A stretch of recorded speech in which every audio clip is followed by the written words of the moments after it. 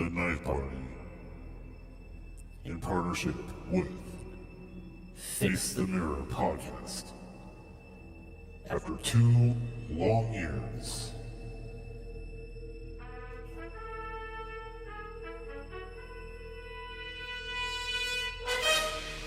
you've waited for it.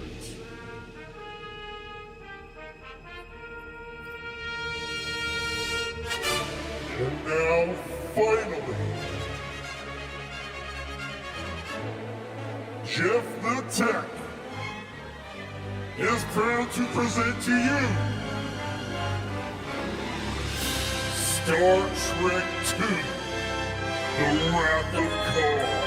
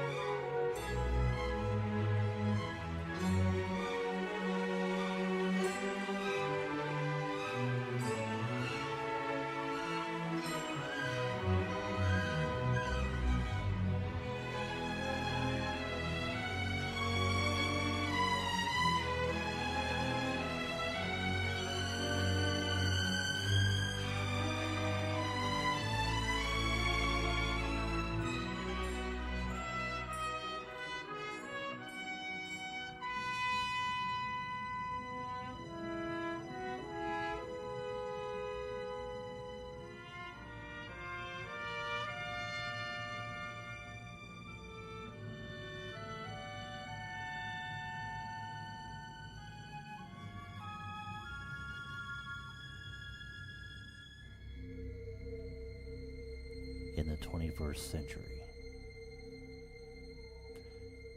Okay, I'm nerding out a little bit here, guys. We've talked about this movie for a couple years now. We've tried to do it a couple of times, and we just nerd out on it so much that the episode ends up being longer than the actual movie. So, what are we going to do here? So we had to cut one of us out of the episode so that way we could get through the damn movie. Because we love this movie so fucking much. Excuse my language, but this movie, Star Trek II, The Wrath of Kahn, has been my favorite movie as long as I can remember it being a thing. And for those who aren't aware of, let me just start off by saying this movie, which was released in 1982, is a play off of an episode called, actually I was just looking it up here, let me pull it up here again. It's from the first season where the Enterprise encounters a cryogenic stasis, ship called the Botany Bay.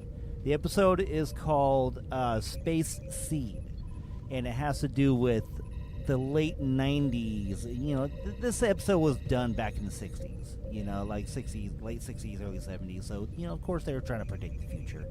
But in their future, there was a, what they call a eugenics war. Basically, certain people trying to be the genetic superior by altering people's genes to make a superior race. Sounds familiar, doesn't it? And there was a war fought in which the bad guys were these, eugenics warriors, which Kahn was the leader of. And they were banished into deep space in cryogenic stasis, so that way, they'd never come back to Earth and blah, blah, blah, blah. So, in this episode, I'll give you a quick rundown of it. The Enterprise comes across them, wakes them up, bad things happen, and then Kirk has to banish them to this planet called City Alpha 5. And, sorry, was it City Alpha 5? No. Yes. Yes, City Alpha 5. And, they were left there, and one of Kirk's crew women, whatever. This is some scientist woman that was on the crew, fell in love with Kahn because she had Stockholm Syndrome, and then she decided to leave in banishment with Kahn onto this planet. And that's how the episode ends. You know, they're just left there with all the stuff they had, and they were expected to, you know, make their own civilization on a desert planet. I mean, the planet wasn't desert; it had tropical, you know, vegetation. They could have lived just fine. You know, it's just they're being banished. You know, like being marooned on an island. So, as you know, as time goes on, 15 years goes by. You know, Star Trek decided to end the series after 79 episodes. And it didn't even hit, really. Star Trek didn't even hit until it became, I think it was, did it become syndicated or something like that? Or something happened. It started playing on reruns, and then people had a renewed interest in it. And then in the 70s, someone got the idea, well, hell, now we have all this technology with cameras and special effects and stuff. Let's make a movie. You know, because sci-fi movies were becoming a big thing. Star Wars was good. You know, you had Space Odyssey and all that. And so they made the original Star Trek motion picture, and that was just an absolute flop. People were, I'm pretty sure people were pissed off about that movie. I'm pretty sure the Rotten Tomatoes is probably a bad score on that one. But they came back and decided to try again with Star Trek 2, and this time they actually had a storyline that made sense. They tied in that old episode with the guy Kahn, who came back somehow and got revenge, and that's what basically made what is now not now, it always has been my favorite movie of all time. So that's just a little bit of a backstory there for those who may not know. And then, you know, small little tidbit for people that Star Trek 2 was actually supposed to be the end of Star Trek, because they wanted Star Trek the motion picture to be such, but they flopped so bad they didn't want to leave that as the ending legacy, so they made Star Trek 2, in which the death of Spock was supposed to be the end of Star Trek. Not a lot of people are aware of this, but Leonard Nimoy is Mr. Star Trek. I mean, everyone knows Gene Roddenberry created Star Trek, but Spock was like the main character, whether people realize it or not, and his death was supposed to be the end of Star Trek.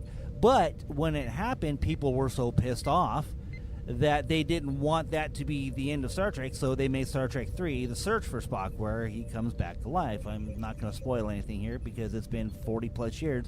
You guys should know about that by now. So I'm gonna try to fangirl a little bit about this movie. We gotta keep in mind the movie was released in 1982, which means it was filmed in 1980 and 81 most likely, because it took a long time to make these movies back then. You know, so the graphics compared to what you get today may not seem that great. But to tell you the truth, I've seen like new Star Trek shows and movies and stuff, and they are really cool.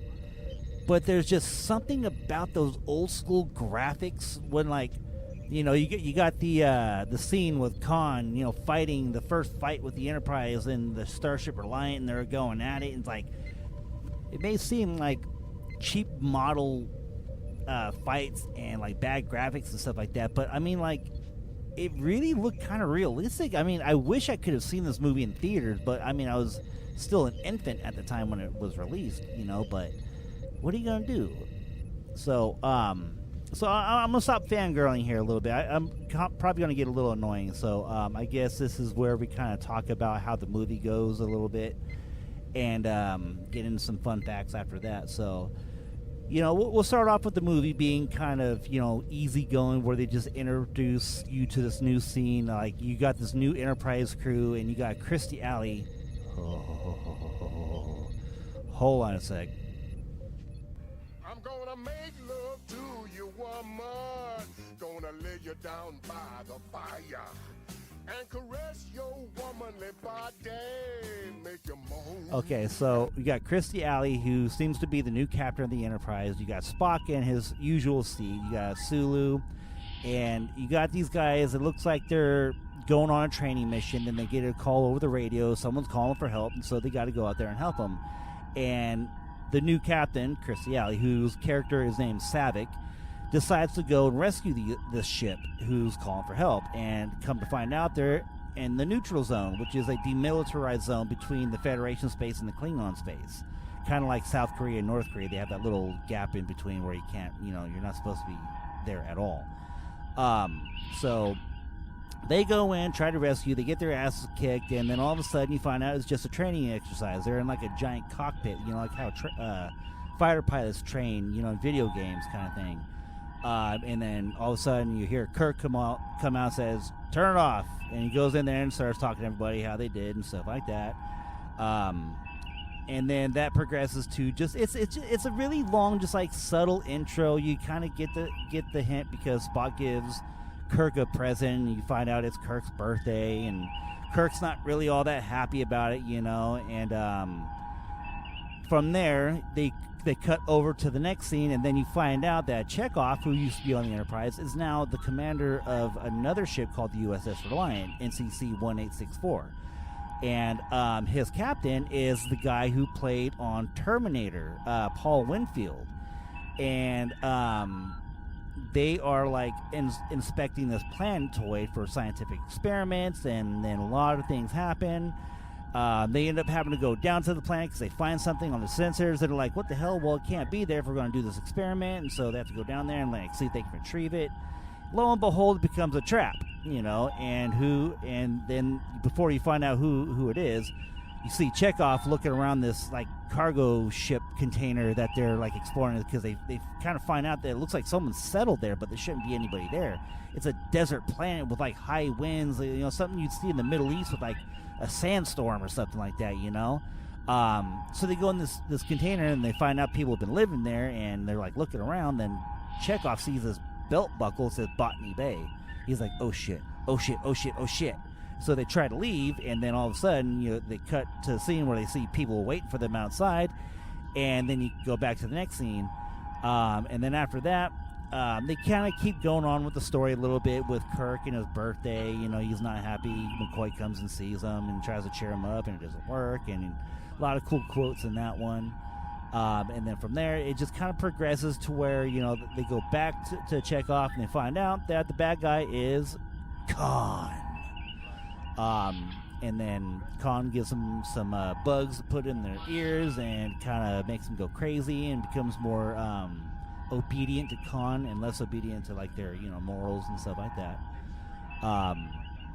And so they go back, and then the Enterprise decides to go on a training mission. So Kirk, who is now an admiral, he was an admiral in the first movie too, but they kind of skip over that whole thing. They like kind of forget the whole movie ever existed.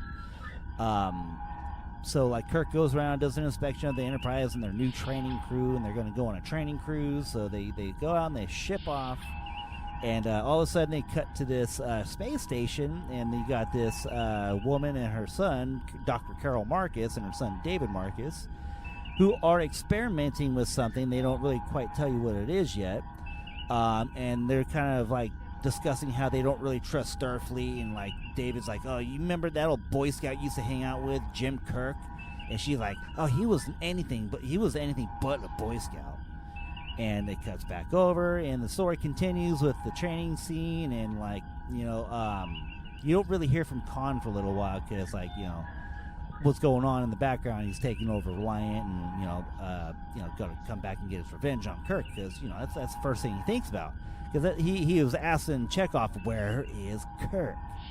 And so they cut away from that, and then there's a lot to go over with this, man. This is going to be a long episode. I really hope I don't ramble on too much. So as the story goes, the Enterprise goes on their training mission, and they start receiving messages from that Dr. Carol Marcus, because she got a message saying she got a message from the USS Reliant from Chekhov saying that your experiment needs to be turned over to me because we're going to go ahead and use it in this experiment. We found a suitable plan and we're going to test it. She's like, wait a second. No, you're skipping over the rules and like you can't do that. And Chekhov's like, well, Admiral Kirk said I could. And so we're coming to pick it up right now. You have it ready for us. And he hangs up on her. So she calls Kirk and like, what the fuck, Kirk? What are you doing? And he's like, what? What's going on? Then all of a sudden they start getting jammed. And like, what's going on? What the hell? Spock, Kirk, and McCoy go to inspect what is Genesis. So they go look at a little TV screen, like a little video tutorial. And they watch this tutorial about Dr. Carol Marcus, the same woman, giving this presentation to the Federation that the experiment she's working on is called the Genesis torpedo. And what it is a torpedo you shoot at a dead rock in space, like a big giant moon or something like that, something that's round. You get the idea. And it's supposed to spark life on that and turn it into a planet. And so they're like, oh shit, oh that's kind of a big deal. You could destroy one planet to create another one. And like all of a sudden you get a call over the comm, and it's Kirstie Alley telling Kirk that Reliant's coming. So they get up there, and then all of a sudden,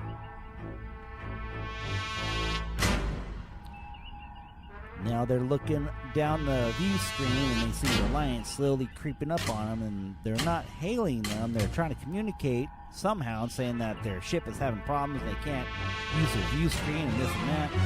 And everyone's being like mistrustful, and Sadik's like, sir, we should go to Red Alert and like raise shields and all that. And he's like, come on, we're all family here. And she's like, well, we should at least do Yellow Alert, come on. And he's like, well, they're not communicating. They're lying about why they're not communicating. Yeah, we should at least go to Yellow Alert.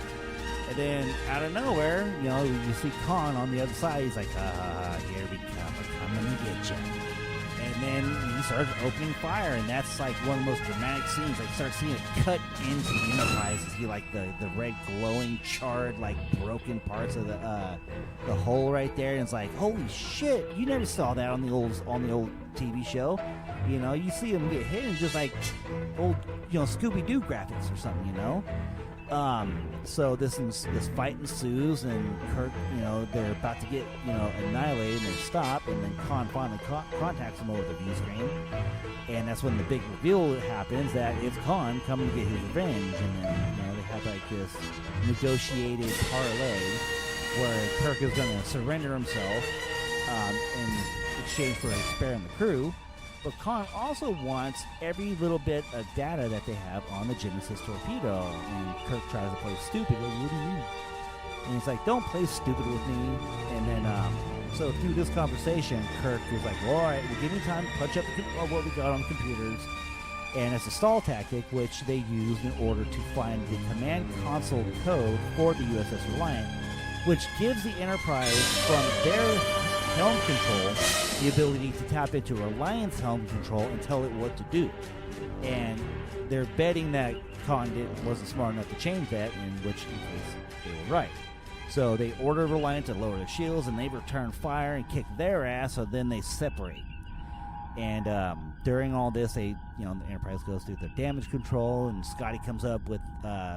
they don't tell you in the original movie release, but the first time I watched this movie was actually the TV version. Like back in the 80s, they used to play these movies on like NBC, like matinee movies.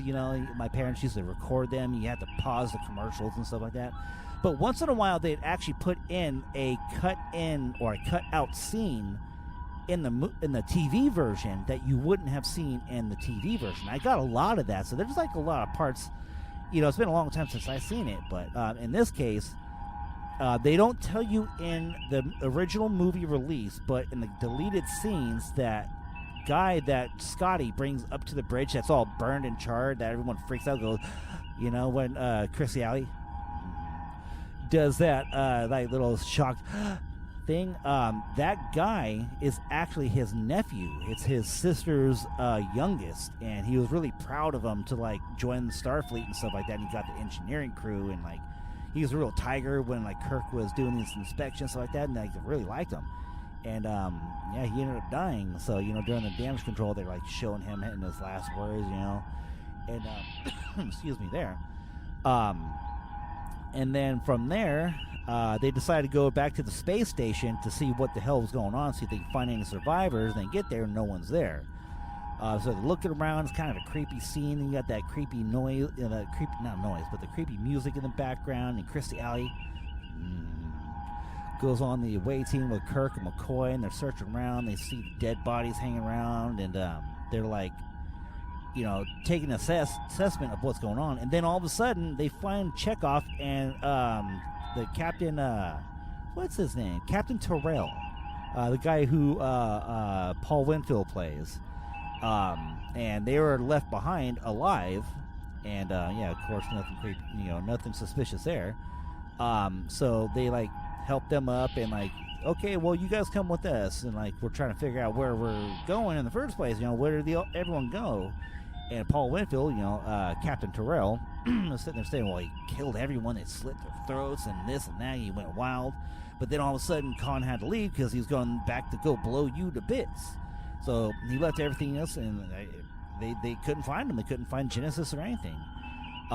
So they were like, okay, well, let's do some more detective work. So Kirk and McCoy, they're all thinking.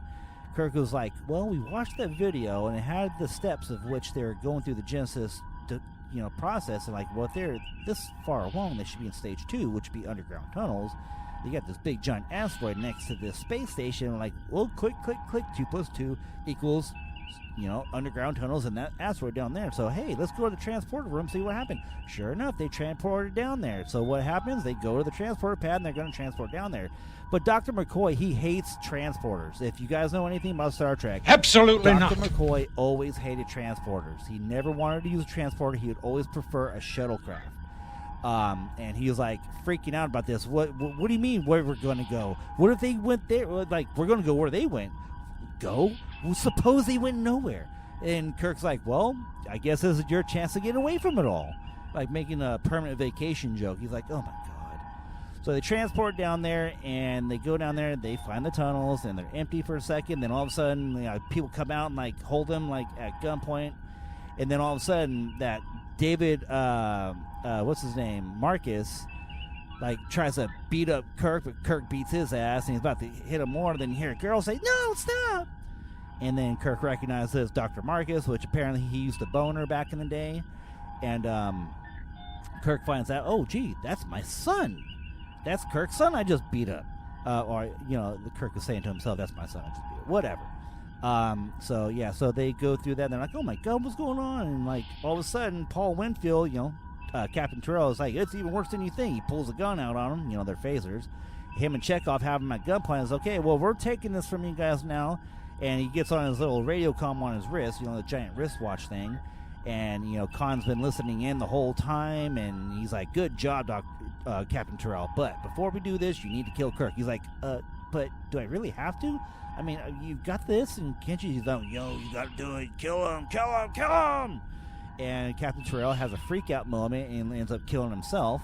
And then Chekhov starts, having a freak-out moment because what's going on is these creatures that they put in their brains are finally coming out, and it's painful, and they're freaking out. And then, Chekhov is, going to try to shoot the captain, but he's in so much pain he collapses. And, Captain Terrell ended up shooting himself, and he vaporized himself.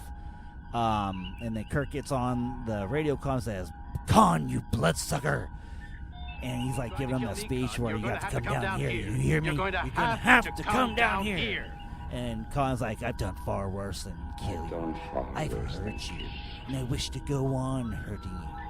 I shall leave you as you left me, as you left her. And I wish to go room for all eternity in the center of a dead planet, buried alive. I shall leave you as That's when you get the famous Kirk,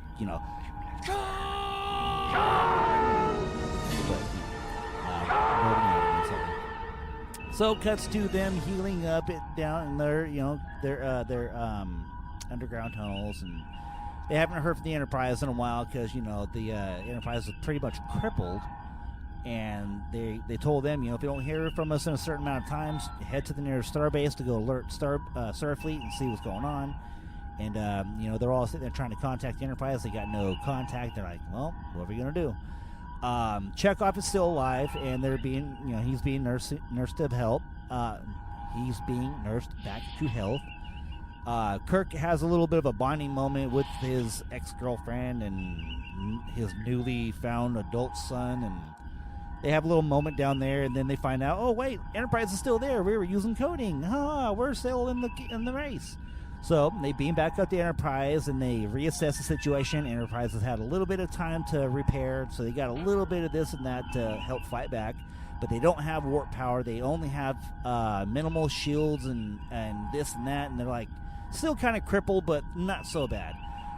And they're tracking Reliant, and Reliant is on their way. And so the only thing they can do is flee into this nebula, which kind of like makes their view screens go bad, makes their shields inoperable, and they can't target with automatic targeting weapons. And so Kahn, is coming after them. He thinks Kirk is still down on the planet, going to die. They're going to be forgot about. But Kirk calls him from the Enterprise, starts taunting him again, and his pride gets the better of him. So he like rushes at them into the nebula, and then all of a sudden they get into the nebula, and all of a sudden like nothing's working on the ship, and they're barely able to move around, and like they're all like go around trying to search around for each other. And it's like when the final battle happens, which the final battle's kind of dramatic, but I still think the first battle is better.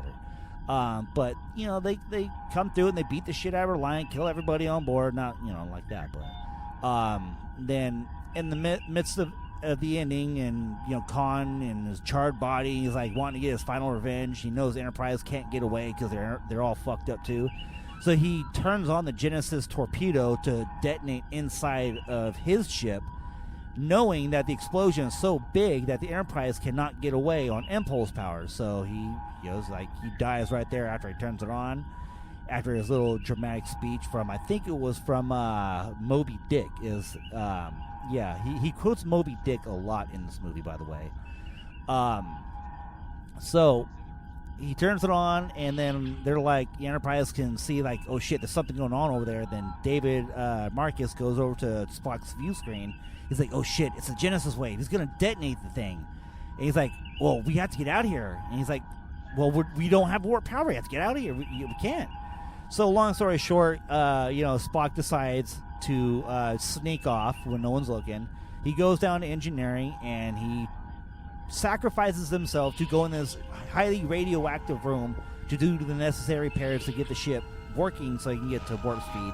They finally get out of there, and there's the whole sad scene at the end where Kirk has to go and say goodbye to Spock, and that's really dramatic and stuff like that.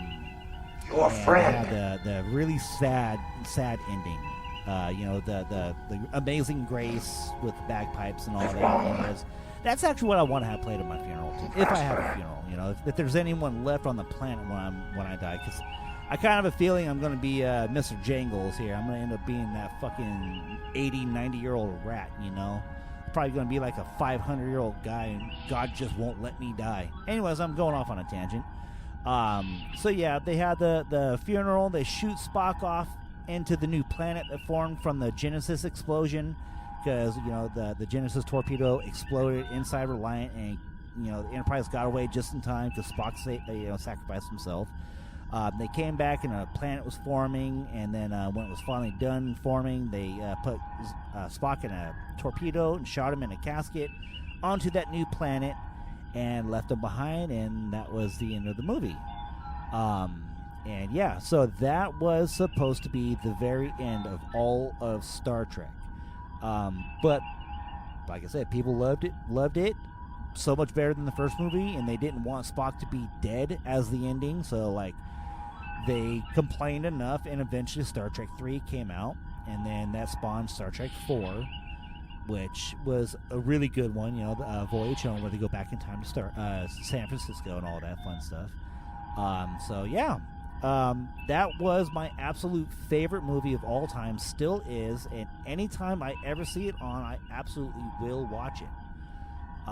So here, let's go find some fun facts about this, right? Here.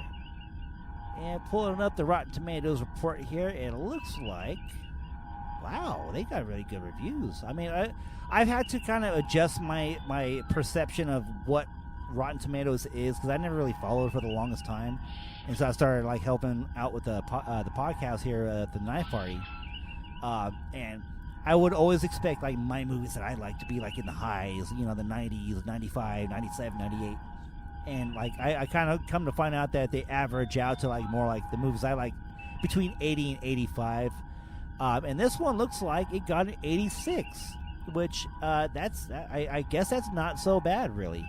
And his original release date was June 4th, 1982. So I was only 5 months old. And the popcorn meter is a 90%, so they liked it. I mean, to be honest with you, the only negatives I would have about this movie, and I'd really have to go back and think about it, is really just a few people who aren't very good actors. Like the guy who played Kahn's second-hand guy. He's kind of a bad actor, and I mean, not a bad actor like he's a bad guy, but he just wasn't a good actor. And he played a role in Star Trek: The Next Generation in like their first season, I think it was, where him and believe it or not, the guy who played Kirk's son David, both of those actors played on the same episode of Star Trek: The Next Generation, where these two races have a drug addiction, what do they call it, codependency thing. That was kind of odd because I never really paid attention to that until some years later. I was like, oh my god. So let's see here. At the time, I mean, Kirstie Alley was in her yeah, I'm gonna go back and talk about Kirstie Alley some more. She was in her, I think, mid-30s, early 30s at the time. And, man, wow. Sorry, I know my wife loves me, and I love my wife and all that, and Kirstie Alley's dead, and even if she was alive, she'd be like, almost 80 right now or something like that. But back then, oh my God, I didn't even realize how hot she was back then, until like years later. I'm like, oh my God, those eyes. And I'm okay. Enough of fangirling over her. Let's see. How much did it cost to do that movie? It took them $12 million to make that movie, which I'm pretty sure $12 million back then was a lot of freaking money. I mean, if you think about 1982, gasoline was probably what, 65 cents a gallon. A gallon of milk was probably like $1.15. Think about that. That's a lot of money, But, I mean, they made a movie that turned into an iconic movie. Even some people who aren't into Star Trek love this movie. There are some people who don't like anything nerdy could easily watch this movie not knowing anything about Star Trek and be like, wow, that was actually a good movie. So, I mean, what can I say? This is by far, and believe me, there's been a lot of Star Trek out there. There's the original series, you got The Next Generation, Deep Space Nine, Voyager. You got, I guess you can count Enterprise with Scott Bakula, I guess.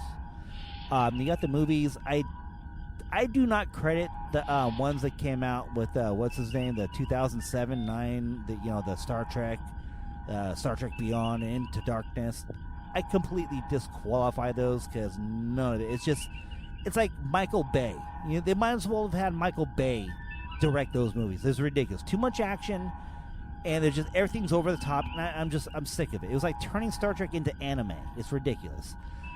But I will give it credit that those three movies did reinvigorate Star Trek, because after that came, and again, it's another one of those shows that kind of goes over the top, and you can kind of tell it's a little bit of a DEI product, but it is a good show. Star Trek Discovery, at least for the first 2 or 3 seasons, was really good. But you kind of see how they started going way too DEI in the 3rd season, in the 4th season, and then you can see they just kind of run out of ideas.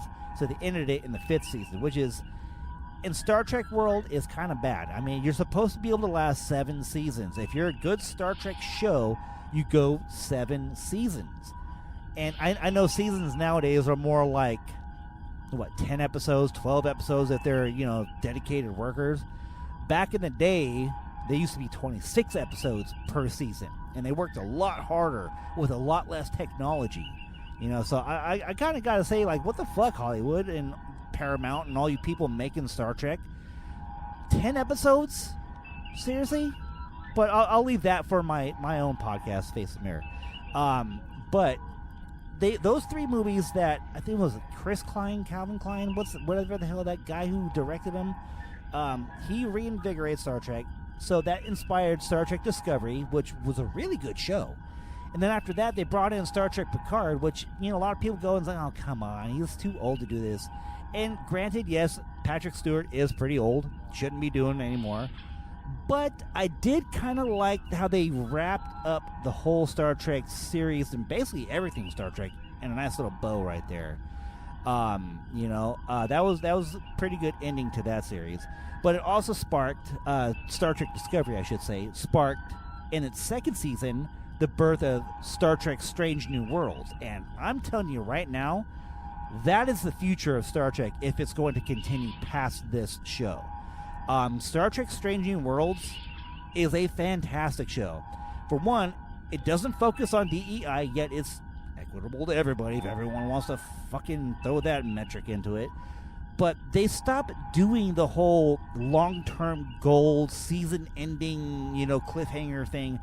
They take it back to the episode-by-episode formula where each episode deals with, like, society. Like, that's the one thing that was nice about Star Trek back in the day. The old Star Trek and Star Trek The Next Generation is most of the episodes were based on things that we in human real world dealt with, and they just turn it into a creative way to look at it. And that's what Star Trek Strange New Worlds is doing. So I recommend everyone go and watch that show. Really good show. But yeah, so other than that, I think I just blew my Star Trek wad all over my screen here. So I'm going to have to wrap it up. But just wanted to say thank you, everyone, for listening to this. I hope I didn't ramble too much. I hope you had a little bit of fun listening to me kind of, get the ghost ectoplasm all over the screen because I was, talking about Star Trek. And I will say that you should go out and see this movie. You should see Star Trek 3 and 4 because they all tie together, and even Star Trek 5 ties in too. And it's actually a really cool little journey. You can actually watch all of Star Trek in a linear fashion and get a whole complete story. I recommend you do it. Don't think of it as being nerdy. It's fun. Go do it.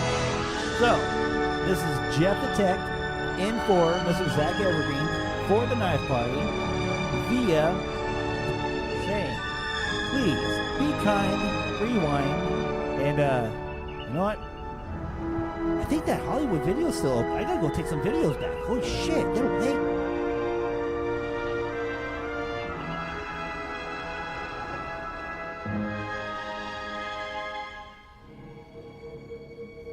Space, the final frontier. These are the continuing voyages of the Starship Enterprise. Her ongoing mission to explore strange new worlds, to seek out new life forms and new civilizations, to boldly go where no man has gone before.